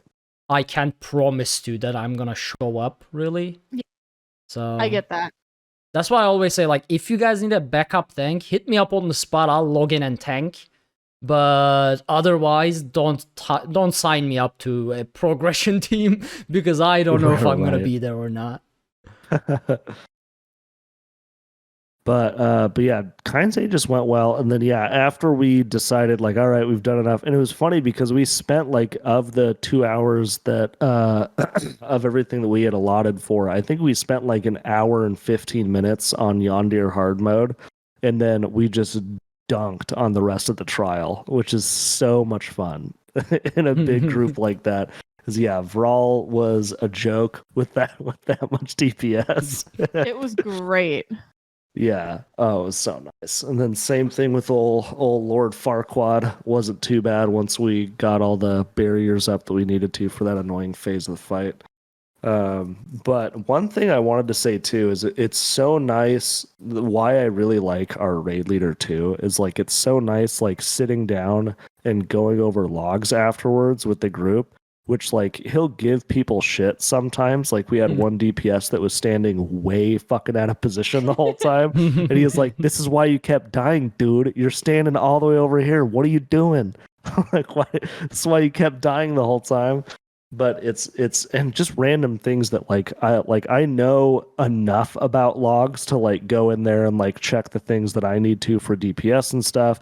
But then just other random stuff that he knew how to get into, like when we were going over like heals and stuff, like he saw on Pixies that like, oh, every time you died, you didn't have this, and this heal on you, which you should want to keep up on you as well as other everyone else. Little stuff like that you don't really, that's hard to see unless you can like get into logs, which is super helpful for group stuff. That's a solid leader, yeah. Yeah. And also without making people feel like shit about it too. Right. That's the most important. Yeah, he was super nice about it. Yeah, because that is definitely, you know, and people have said it too, like really in any game, end game communities tend to be kind of small and can also be like gatekeepy with a lot of stuff. So there are some cliques that kind of form here and there, especially on NA. And like, I don't know, it's nice, it's refreshing to be in a group that's nice with stuff like that and not like being dicks to everyone about their like setups and DPS and like, oh come on, you don't have this, like you've been playing the game for how long now and you don't have this set put together with the correct traits, all gold. You know, it's like, yeah, well, it it doesn't drop, $3 does it? $3.5 mil, dude. Yeah, like if this would People drop and run not stuff cost for me 500 mil. times. Seriously. Yeah. But that was nice. And I'm excited to go in there too, because we should be, I mean, first try we get it down to 17%. We should be able to knock that down. And then I think, I don't remember if we've ever tried the Vral or Fallgraven hard modes, but I know if we I can, haven't. yeah, but there's a really cool title that comes from there. If you can do same thing with like, it works the same as Sunspire doing all 3 hard modes. So if you can do all 3 in the same instance, in Sunspire you get the Extinguisher of Flames title, which is the lead up to Godslayer, basically, is the achievement right under that. And then same thing in Kind's Aegis, the title is Shield of the North. Ooh. Yeah, which is super cool. I know. Still really want Voice of Reason. So I've never been in Asylum Sanctorum on Vet. I really want Voice of Reason. Really bad. I like that one too. Shield of the North I will take. Okay, yeah, no, never mind. I thought for a second we did Asylum Sanctorium hard mode, but that was on normal. We did normal +3. Oh yeah. Yeah, Voice of Reason is one of my favorite titles in the game, and when I did that with the trial group I was running at the time, I just so happened to, because I have 5 Nightblades. One of them is my main, and then other ones have been a spur of like PvP tunes, tanks, healers randomly, so they're all kind of a mess except for 2 that are normally a Stam, which is my main, and then Mag. And then my main also has, I've also leveled all of the like tank, healer, mag, all that stuff's leveled. I have every skill point in the game, sans like maybe 3 or 4 on my main. So I have so many skills. But I just so happened to like not want to swap my main tune back to mag that week. So one of my alt Mag Blades has the Voice of Reason title and not my main character, and I'm so annoyed about it. But every time I log in on that tune, I'm like, oh yeah, I've got this cool title on this guy. We'll put that on. But Well, other than that, I do also have a lot of titles, not on my main, but on freaking Guaranir of Lotus. All the titles and achievements I don't have, my mock-up character that Lotus made has. Yeah, That's I know so that funny. Guaranir has done Sunspire. Yeah. He even made Guaranir the Emperor. Oh, Oh, my no way. god. I think he made it Emperor or something. You've got to be He kidding has me. my That's shield. amazing. That's hysterical. He has all the titles on it. Goodness me. That's amazing. I love that. Lotus, this is why I make you play Battlespire. I want to see Lotus play Battlespire tomorrow. I agree. Oh, is he going to be back much as tomorrow to do possible. it? Oh, probably not. I just hope now so. remembered he's on vacation, and that's why he's I don't not care. here. That's enough vacation. He had Saturday. Sunday's Listen, Battlespire. Lotus. Plenty of time. Back to Battlespire now, please. Yeah. Bring your laptop with you and play Battlespire on that and stream it. Exactly. Probably Just play Battlespire on your phone. Just do that. spend your There you go. mobile You can get it to data. work. You don't care about your mobile data or your bills. You just want more Battlespire, Lotus. I need it in my life. Oh man, that is so funny to watch. I almost want to play it, but then I'm like, Yeah, I mean, yeah, I don't, yeah. but I like watching have Arena and Daggerfall if you want to play it. it. Ooh, I've played Daggerfall. I I've have messed around not. in Daggerfall before. I don't have Battlespire though, but I have Arena and Daggerfall. Late. I But- want to watch you rage. Ah, Listen, all I'm the gonna make you rage. play Dark Souls 3 like I had to Oh, do. goodness. I Wait, can't- And I I can't do very Dark nearly Souls. broke like everything. I get to. I'm already kind of a desk banger when I play PvP. I can't do Dark Souls. I'll break my desk. I threw a tantrum. since we are at the sort of end of the show, we can derail a bit because I was watching you play Zelda earlier. And Yes. I thought Zelda was supposed to be this kind of relaxing, nice vibes No. games.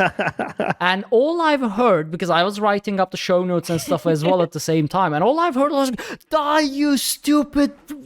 I was like, is she Okay. playing Zelda or something else? In this Zelda, Skyward Sword was a game that came out in 2011. It was for Zelda's 25th anniversary. And I got it right at launch whenever it came out. I got the collector's edition and everything.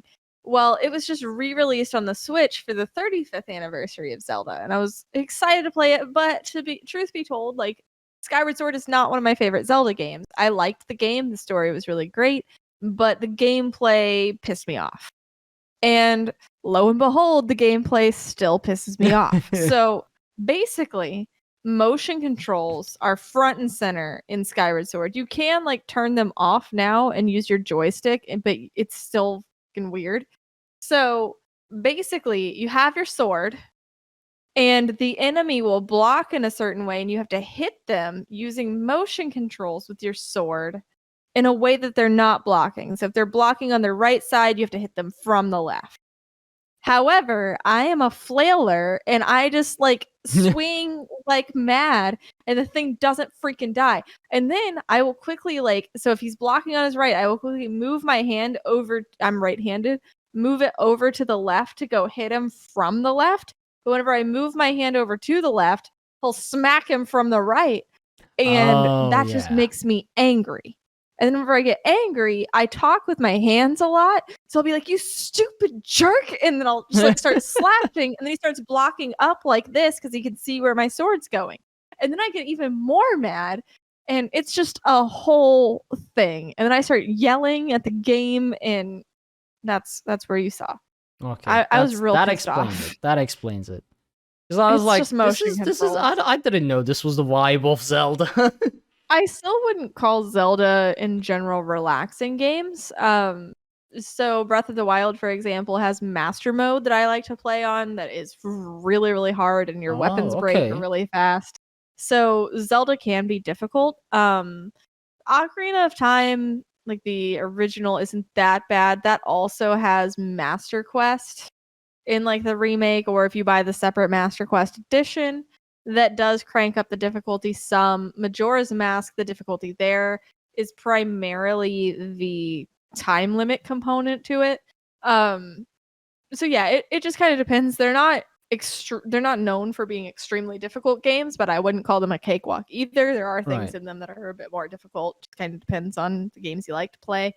Compared to a game like ESO and doing those hard modes and stuff, Zelda's pretty easy, but it was just motion controls trolling me tonight. And like there's this one ability called the Skyward Strike where you have to aim your sword directly up in the air. So I'm sitting here like an idiot with my arm like straight up in the air, and he's just not doing it. I'm like, "What are you doing, Link? Please do the Skyward Strike. I need you to put your arm up now." And I was just yelling at the oh god. And then Slaps is saying, "Remember, this is a kid's game." No, it's not. No, it's not. Zelda gave me nightmares as a child. It's not a kid game, and motion controls can just go to hell. It pisses me off. Best part about it is like Link running around with his sword like directly out in front of him because of the motion controls, just running around,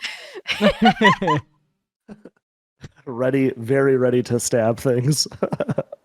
And then Braun over here, I was playing earlier, just like on the couch, and turns out Braun's sitting there recording me to send the video to his brother while I'm just sitting there, like just swinging my arms so around. funny.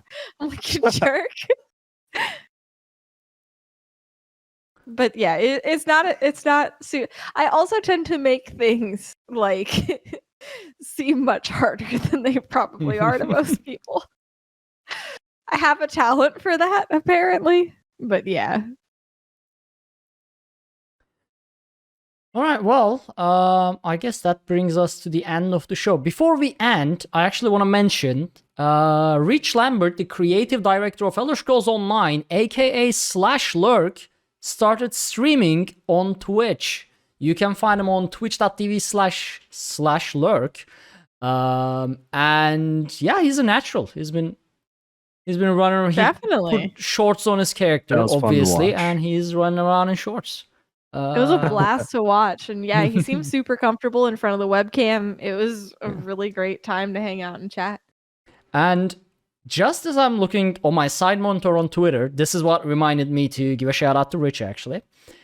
Gina tweeted earlier, actually, just like 30 minutes ago or so, "I definitely didn't just stay up past midnight exploring Twitch overlays and alerts for potential future streams." So maybe Gina might be getting into Twitch as well. I don't know. Ooh. That would be awesome. Gina, by the way, being the community manager of Elder Scrolls Online. So yeah, we are getting some dev streamers hopefully into the community. This should be fun. That's so cool. I mean, imagine being able to annoy them, not just on social media, but on Twitch as well. You're giving people bad ideas, Art. I want Finn to start streaming so I can just constantly go into his chat and scream. Just There's scream. There's so many exclamation drops in Gina's chat all the time. Just Drops. I love daily. how Nephis Drops. kept getting nuked because he typed in all caps. And it was like, please don't shout.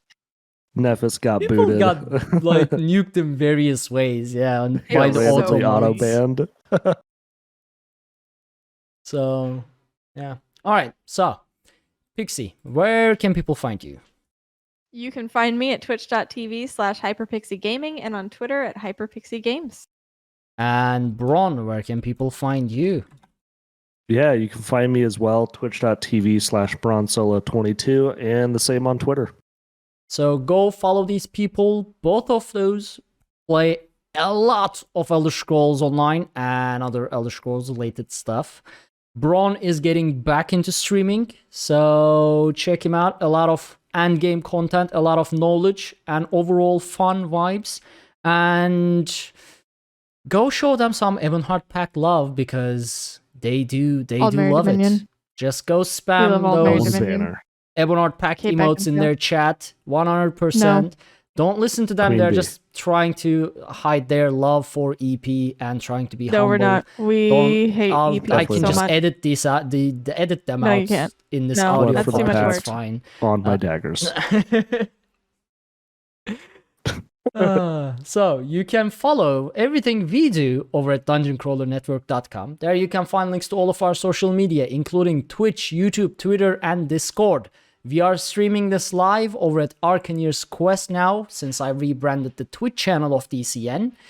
Be sure to check out our Patreon at patreon.com/dungeoncrawlernetwork if you want to help support the show and get some extra benefits. You can also consider leaving us a 5-star review on iTunes so people know that we are a real podcast, that we say real words, and sometimes, rarely, they matter. Thank you all so very much for joining us on this episode of Tales of Tamriel, and we will see you all next week. Have a great night, everyone. Bye, everybody. See you later.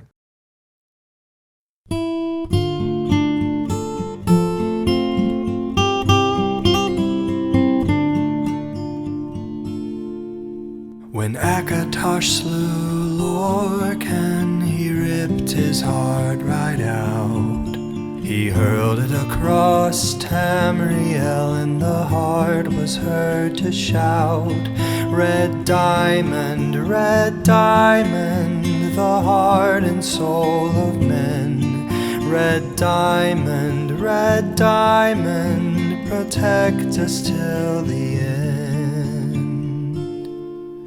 The laughing heart sprayed blood afar, a gout on Seer it fell, and like a dart shot to its mark down in an alien well. Magic effused the Lorcan blood to crystal red and strong. Then wild elves cut and polished it down to chimel at a ball. Red diamond, the heart and soul of men. Red diamond, protect us till the end. When elves lost Nirn to men, Akatosh gave the stone to Saint Alesh in token of her right to sit the throne. Red diamond, the heart and soul of men. Red diamond, protect us till the end. Red diamond, protect us till the end.